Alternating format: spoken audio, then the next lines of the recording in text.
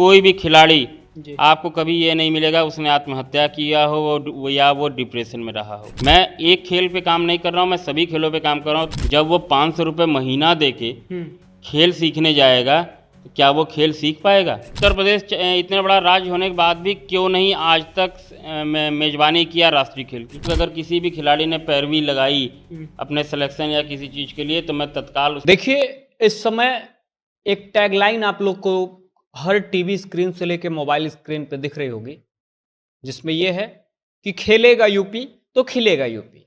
और यूपी ही नहीं, वही टैगलाइन है अब अपने देश के साथ, जिसमें खेलेगा इंडिया तो खिलेगा इंडिया। इस समय मेरी मौजूदगी जो है बनारस में है, और बनारस में एक नाम जो है काफी चर्चा का विषय बना हुआ है। आपको बता दें कि इस समय हमारे साथ बातचीत करने के लिए वाराणसी पब्लिक स्कूल के डायरेक्टर, वो साथ में यूपी हैंडबॉल के कार्यकारी महासचिव, सत्यभामा एजुकेशन ट्रस्ट के संस्थापक भी हैं, अमित पांडे जी हमारे साथ इस समय मौजूद हैं बातचीत करने के लिए। हम इनसे बात करेंगे जिस तरह से ये शिक्षा के साथ साथ खेल जगत में भी अपना परचम लहरा रहे हैं। जो गांव के बच्चे हैं उनको शहर के तरफ लेके आ रहे हैं, खेल के प्रति उनके अंदर एक अलग जज्बा भर रहे हैं। सबसे पहले आपका स्वागत है। मैं बाबा काशी विश्वनाथ की नगरी में आपका स्वागत करता हूं शिवम जी। और धन्यवाद देना चाहूँगा आपका कि आज आप बाबा विश्वनाथ की नगरी में आए हुए हैं। देखा जाए तो जिस तरह से आप खेल के क्षेत्र में अपना परचम लहरा रहे हैं, कहीं ना कहीं शिक्षा में तो आप अलग जगह ही रहे हैं, बच्चों के अंदर शिक्षा के लिए प्रेरित कर रहे हैं, उनको पढ़ा रहे हैं, लेकिन साथ साथ आप खेल के प्रति भी उनके अंदर रुझान लेके आ रहे हैं। इसके पीछे का उद्देश्य क्या है? देखिए, हमारे जो पिताजी और माताजी थे, स्वर्गीय श्याम नारायण पांडे जी और स्वर्गीय सत्यभामा पांडे जी, उत्तर प्रदेश ओलंपिक संघ के आज के डेट में जो महासचिव हैं डॉक्टर आनंदेश्वर पांडे जी, जब वो उन्होंने पहली बार अपना इलेक्शन लड़ा था कमलापति त्रिपाठी जी के खिलाफ, तो हमारे ही घर से सारी रणनीतियां शुरू हुई थी। ये मैं बात कर रहा हूँ 1971 की। और 1971 से लेके जब तक हमारे पिताजी रहे या माताजी रहीं, ये लोग सक्रिय भूमिका में रहे उत्तर प्रदेश ओलंपिक संघ, उत्तर प्रदेश हैंडबॉल संघ के लिए। और वर्ष 2014 में जब हमारे पिताजी का स्वर्गवास हुआ, तो उसके बाद हमें यह दायित्व मिला कि अब मुझे उत्तर प्रदेश के लिए कार्य करना है, बनारस जनपद के लिए कार्य करना है। तो सबसे पहले मैंने बनारस में कार्य करना शुरू किया खेल के क्षेत्र में, फिर मैं उत्तर प्रदेश में काम करने शुरू किया। तो मैंने यह देखा कि बहुत सारे जो बच्चे हैं जो निरंतर स्टेडियम तो जाते हैं लेकिन उनको मुकाम नहीं मिल रहा है, वो प्लेटफॉर्म नहीं मिलता जो उनको ज़रूरत है। तो मैंने एक मुहिम चलाई, खेल क्रांति अगर आप कहिए तो मैं वही शब्द का उपयोग करूंगा कि हैंडबॉल खेल के लिए मैंने खेल क्रांति चलाई 2017 से। 2017 से मैं लगातार ज़मीनी स्तर पे काम कर रहा हूं, और जिसके का नतीजा है कि आज के डेट में उत्तर प्रदेश एक अच्छी खासी वॉल्यूम में हैंडबॉल खिलाड़ी भारत देश को दे रहा है। क्या सच में राजनीति है खेल में? देखिए, खेल में बहुत ज़्यादा राजनीति होती है, और इसी राजनीति को दूर रखने के लिए मैं पहले ही जब भी कोई ट्रायल्स रखता हूँ उत्तर प्रदेश में, तो मैं सीधे कर देता हूँ अगर किसी भी खिलाड़ी ने पैरवी लगवाई, क्योंकि आजकल क्या है कि जो राजनीति से जुड़े लोग हैं वो अपने आम जनमानस को खुश करने के लिए पैरवी करते हैं। खिलाड़ी पैरवी के दम पे आगे नहीं जा पाएगा। एक बार आप पैरवी करेंगे वो आगे चला जाएगा, बार बार अगर आप पैरवी करेंगे तो वो खिलाड़ी को आप डाउन कर रहे हैं। वो अपने खेल के दम पे नहीं, पैरवी के दम पे आगे आना चाहता है। कहीं ना कहीं वो एक अच्छे खिलाड़ी की जगह ले रहा है। इसके खिलाफ हूँ मैं, और मैं हमेशा कहता हूं कि अगर किसी भी खिलाड़ी ने पैरवी लगाई अपने सिलेक्शन या किसी चीज़ के लिए तो मैं तत्काल उसका ना सिलेक्शन करूंगा ना मैं उसका ट्रायल्स लूँगा। अच्छा, एक सवाल है, पैरवी की जब बात आती है तो सबके मन में एक सवाल उत्पन्न हो जाता है, कभी किसी का फ़ोन आया है? दबाव झेले हैं आप? मैं बहुत बार दबाव झेलता हूँ। अभी हाल में ही मैंने एक लीग कराने जा रहा हूँ, उसके लिए एक खिलाड़ी के लिए मुजफ्फरनगर से इतना मेरे पे प्रेशर रहा कि मैंने सबसे यही कहा कि अगर उस खिलाड़ी में दम है तो वो अपना ट्रायल दे, अच्छा खेलने वाला खिलाड़ी होगा तो मैं उसे ज़रूर अंदर लूँगा। कहीं ना कहीं दबाव झेलना पड़ता है, एकदम झेलना पड़ता है शिवम जी। बाकी देखा जाए तो पूरे देश में इस समय आप जो है खेल के लिए अलग जगा रहे हैं, हर प्रदेश की जो भी प्लेयर हैं आपसे जुड़ रहे हैं, आपके साथ खेल रहे हैं, लेकिन अगर देखा जाए तो इस समय कौन कौन राज्य खेल के प्रति सबसे ज़्यादा अपना रुझान दिखा रहा है? देखिए, सबसे ज़्यादा रुझान की अगर मैं बात करूंगा तो हमारे उत्तर प्रदेश से अलग हुआ राज्य, आप उत्तराखंड को देख लीजिए। पिछले वर्ष उसने 36वीं राष्ट्रीय खेल का आयोजन किया था और इतना शानदार आयोजन था कि मैं उसकी क्या बड़ाई करूं। मैं आज भी उस राज्य का हर जगह बड़ाई करता हूं कि जिस प्रकार से उत्तराखंड निरंतर कार्य कर रहा है अपने खेल के क्षेत्र में। आप बिहार को देख लीजिए, बिहार एक छोटा राज्य लोग कहते थे उसको, लेकिन आज खेल के क्षेत्र में बिहार में सबसे ज़्यादा प्रतियोगिताएं हो रही हैं। हर खेल की मैं बात कर रहा हूँ, हैंडबॉल हो, हॉकी हो, कबड्डी हो, क्रिकेट हो, लेकिन खेल बिहार के जन जन तक पहुँच चुका है। उसी प्रकार आप अब मध्य प्रदेश को देख लीजिए, मध्य प्रदेश में भी यही चीज़ चल रही है। तो अगर फर्स्ट सेकंड थर्ड देना होगा तो सबसे पहले मैं उत्तराखंड को दूंगा, दूसरे नंबर पे मैं बिहार को दूंगा, तीसरे नंबर पे मैं मध्य प्रदेश को दूंगा। उत्तर प्रदेश को मैं इसलिए अभी नहीं दूंगा क्योंकि उत्तर प्रदेश सरकार की योजनाएं बहुत हैं, जमीनी स्तर पे वो योजनाएं अभी तक नहीं आ पा रही हैं। जो जैसे राजनीति की भी कुछ देर पहले बात उठी थी, तो हमारे खेल में भी बहुत जगह राजनीति हो जाती है। अच्छा, ऊपर से चलता तो है फंड कि नीचे जमीन तक आना तो चाहिए। एक बार माननीय प्रधानमंत्री जी ने भी कहा था ना कि पैसा चलता है 1 करोड़ रुपए, लेकिन जब उस ठेकेदार तक पैसा पहुंचता है तो उस ठेकेदार को मिलता है 50 लाख रुपए। बीच के 50 लाख कहाँ गए किसी को नहीं पता चलता। तो वही चीज़ है खेल में, सरकार की योजनाएं तो हैं, सरकार चाहती है कि खिलाड़ी निकलें, और उत्तर प्रदेश देश का प्रधानमंत्री देता है, 80 विधायक देता है, सांसद देता है। तो उत्तर प्रदेश इतना बड़ा राज्य होने के बाद भी क्यों नहीं आज तक मेजबानी किया राष्ट्रीय खेल की। आपसे छोटे राज्य गोवा ने करा दिया नेशनल गेम्स, उत्तराखंड ने करा दिया नेशनल गेम्स, मणिपुर, छत्तीसगढ़ छोटे छोटे राज्य हैं जो मेज़बानी के लिए तैयार बैठे हुए हैं। हम ये चाह रहे हैं कि 2036 में हम भारतवर्ष में ओलंपिक खेल कराएं। कैसे कराएंगे? मूलभूत संसाधन की कमियां हैं, ग्राउंड्स की कमियां हैं। सिर्फ गुजरात, बिहार और उत्तराखंड के दम पे तो हम ओलंपिक गेम नहीं करा पाएंगे। ओलंपिक खेल बहुत बड़ी चीज़ होती है, बहुत बड़ा एक समागम होता है। उसके लिए अगर भारत को खेल के क्षेत्र में और स्पेशली 2036 के ओलंपिक खेल की अगर वो दावेदारी कर रहा है कि वो भारत कराएगा, तो उसको ध्यान देना चाहिए। और उत्तर प्रदेश की भी सरकार को इस बात को ध्यान देना चाहिए कि वो निरंतर खेल के प्रति ध्यान दें। खिलाड़ी को क्या चाहिए?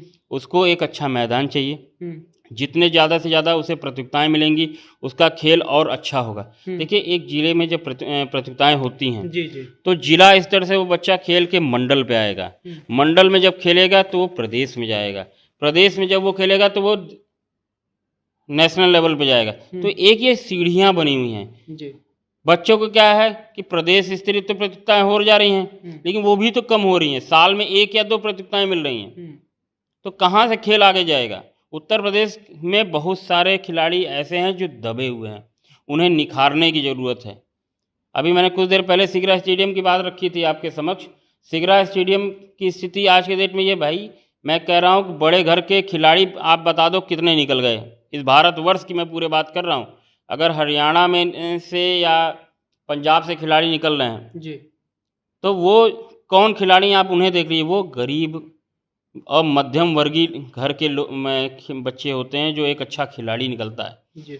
उनको भरण पोषण के लिए सुविधाएं चाहिए। जब वो 500 रुपये महीना दे के खेल सीखने जाएगा तो क्या वो खेल सीख पाएगा? सरकार को इस पे ध्यान देना चाहिए। ठीक है, आपने बहुत अच्छे सुविधाएं दिया, स्मार्ट सिटी को दे देने की वजह से वो व्यवसायीकरण की, जब बार बार बात कर रहा हूँ, कौन सी बड़ी प्रतियोगिता बनारस में हो रही है? गंजारी बन रहा है, वह गंजारी क्रिकेट स्टेडियम सिर्फ क्रिकेट के लिए उपयोगी में आएगा ना। इसके अलावा क्या कोई एक जो बच्चा है जो एक जिले स्तर तक खेल रहा है, जो एक प्रदेश स्तर तक खेल रहा है, क्या वह उस मैदान में खेल पाएगा? कभी जीवन में नहीं खेलने देंगे लोग। इसके पीछे का कारण क्या हो सकता है? इसके पीछे का कारण क्या है कि उनको ध्यान देना चाहिए। ठीक है, आपने बीसीसीआई से अप्रूव्ड एक स्टेडियम बनाया, इकाना बना है हमारे उत्तर प्रदेश में, लखनऊ में, ग्रीन पार्क बना है कानपुर में। आप ग्रीन पार्क की स्थिति देख लीजिए, वहाँ पे प्रॉपर आप एक आईपीएल नहीं करा सकते, रणजी तक की खेल हो सकती है, लेकिन जो आईपीएल के ट्रेंड चल रहा है इस समय, बहुत तेज़ी से लीग्स का माहौल है पूरे भारतवर्ष में, हर खेलों के लीग्स हो रहे हैं, तो उस प्रकार से खेल मैदान होने चाहिए। जी। केडी सिंह बाबू स्टेडियम है लखनऊ में, इतना बड़ा स्टेडियम है, वो रणजी से बड़ा प्रतियोगिताएं नहीं करा पा रहा है।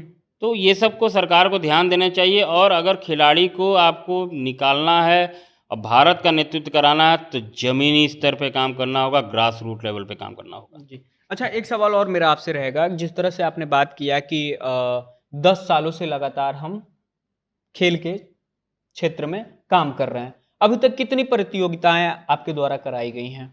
देखिए, मैंने अभी तक में 8 से 9 राष्ट्रीय प्रतियोगिताओं का नेतृत्व किया है, जो मैंने खुद से कराई है। जी। मैंने इंटरनेशनल 2 प्रतियोगिताएं कराई है इसी उत्तर प्रदेश में। राष्ट्रीय स्तर की अगर मैं बात करूँ, मैंने बताया पहले ही आपको 8-9 मैंने करा लिया। प्रदेश स्तरीय मैंने अभी तक कम से कम 24 प्रतियोगिताएं करा चुका। जिला स्तरीय का कोई मेरे पास ऑन रिकॉर्ड नहीं है। और मैं ये नहीं कह रहा हूँ कि सिर्फ मैंने हैंडबॉल का कराया, जी। मैंने योगा का भी प्रतियोगिता कराया, मैंने कबड्डी की भी प्रतियोगिताएं कराई, मैंने वॉलीबॉल की भी प्रतियोगिताएं कराई, ताइक्वांडो का भी कराया। जी। मैं एक खेल पे काम नहीं कर रहा हूँ, मैं सभी खेलों पे काम कर रहा हूँ। मैं आज के डेट में वर्तमान में कार्यकारी महासचिव उत्तर प्रदेश हूँ, मगर मेरा एक और दायित्व है जो कि ओलंपिक का भी मैं एक कार्यकारी सदस्य हूँ। तो मैं सभी खेलों पे ध्यान देता हूँ हैंडबॉल के साथ साथ। और मैं सभी खेल संगठनों से अपील करता हूँ आपके माध्यम से कि आप अपने खिलाड़ियों के लिए प्रतियोगिताएं कराइए, उन्हें वो मंच दीजिए, तभी वो आपके लिए कुछ अच्छा करेंगे, भारत के लिए अच्छा कर पाएंगे।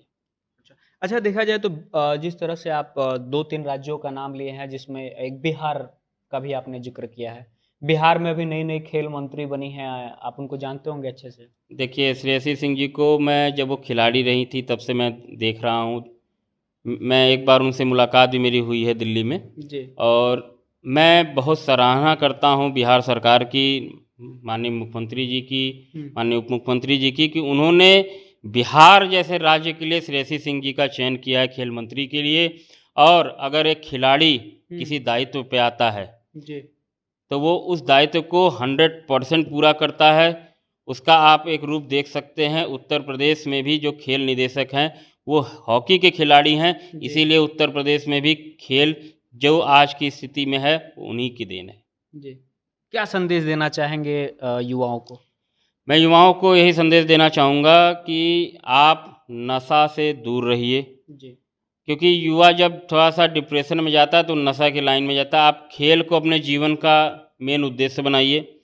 कोई भी खिलाड़ी आपको कभी ये नहीं मिलेगा उसने आत्महत्या किया हो या वो डिप्रेशन में रहा हो। जितने भी आत्महत्या आप देख रहे होंगे वो सारी की सारी डिप्रेशन के वजह से ज़्यादातर होती हैं। और कभी भी कोई खिलाड़ी आत्महत्या अपनी नहीं करता। और खिलाड़ी अपने जब तक रहता है तब तक अगर वो खिलाड़ी है, देखिए मैंने आपको पहले भी बोला है शिवम जी कि अगर वो खिलाड़ी है तो वो कभी भी अपने खेल को साइड नहीं करेगा अपने व्यापार के लिए। जी। अब एक आखिरी सवाल होगा। प्रधानमंत्री मोदी के संसदीय क्षेत्र है, फिर पहले भी मैंने जिक्र किया था और अभी में भी मैं जिक्र कर रहा हूँ, और साथ में यूपी गवर्नमेंट से आपकी क्या अपेक्षा है? देखिए, मैं एक साधारण व्यक्ति हूँ, मेरा व्यवसाय विद्यालय का है।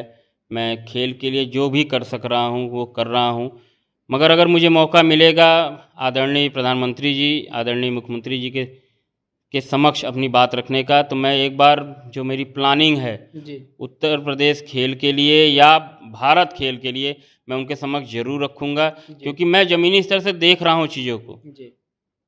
क्योंकि सोच तो बहुत अच्छी है, माननीय प्रधानमंत्री जी, माननीय मुख्यमंत्री जी की सोच बहुत अच्छी है, मगर जो नीचे के लोग हैं वो प्रॉपर रूप में उसको ज़मीन पर नहीं ला रहे हैं। बहुत सारी ऐसी भी चीज़ें हैं जो मैंने देखा है। प्रैक्टिकल ग्राउंड कहा जाता है ना, जितना आप प्रैक्टिकल करेंगे आप उतना ही अच्छा उसको सामने रख पाएंगे। तो प्रैक्टिकल ग्राउंड पे जो मैंने चीज़ें देखी हैं उसमें मैंने ये देखा कि बच्चों तक चीज़ें नहीं पहुंच रही हैं। उत्तर प्रदेश सरकार की एक बहुत अच्छी योजना है, मैं उसकी तारीफ़ करता हूं और मैं अपील करता हूं और राज्यों से भी, मैं उत्तराखंड, मैं बिहार, मध्य प्रदेश, सभी राज्यों से ये अपील करता हूं कि उन्हें भी इस प्रकार से चीज़ों को करना चाहिए। जैसे एकलव्य योजना उत्तर प्रदेश सरकार चलाती है, जो खिलाड़ी पदक के राष्ट्रीय स्तर पे आते हैं तो उनको 75,000, 25,000, 35,000 भरण पोषण के लिए मिलता है। इस प्रकार उन्हें एक आर्थिक सहायताएं भी मिलती हैं। तो और राज्यों को भी इसको करना चाहिए। और अगर मुझे आपके चैनल के माध्यम से या किसी भी चैनल के माध्यम से मेरे तो लगा चीज़ें होती रहती हैं, मैं अपनी बातों को रखता रहता हूँ लोगों के सामने। मुझे जब भी मौका मिलेगा तो मैं आदरणीय प्रधानमंत्री जी, आदरणीय मुख्यमंत्री जी के समक्ष अपनी बात जरूर रखूँगा। चलिए, बहुत बहुत धन्यवाद। तो आपको बता दें कि इस समय हमारे साथ बातचीत करने के लिए अमित पांडे जी थे, जो साफ तौर पे उन्होंने कहा कि खेल के क्षेत्र में अगर आप हैं तो खास करके आज की जो युवा पीढ़ी है कहीं ना कहीं बहुत ज़्यादा फ्रस्ट्रेशन को झेलती है। कई ऐसे युवा हैं जो गलत दिशा में भटक जाते हैं, गलत कदम भी उठा लेते हैं। उन सब चीज़ों से अगर आपको बचना है तो खेल को अपना साथी बनाना है। बाकी आपका इस खबर को लेके, इस वीडियो को लेके क्या राय है, कमेंट बॉक्स में बताइएगा और देखते रहें सच एक्सप्रेस।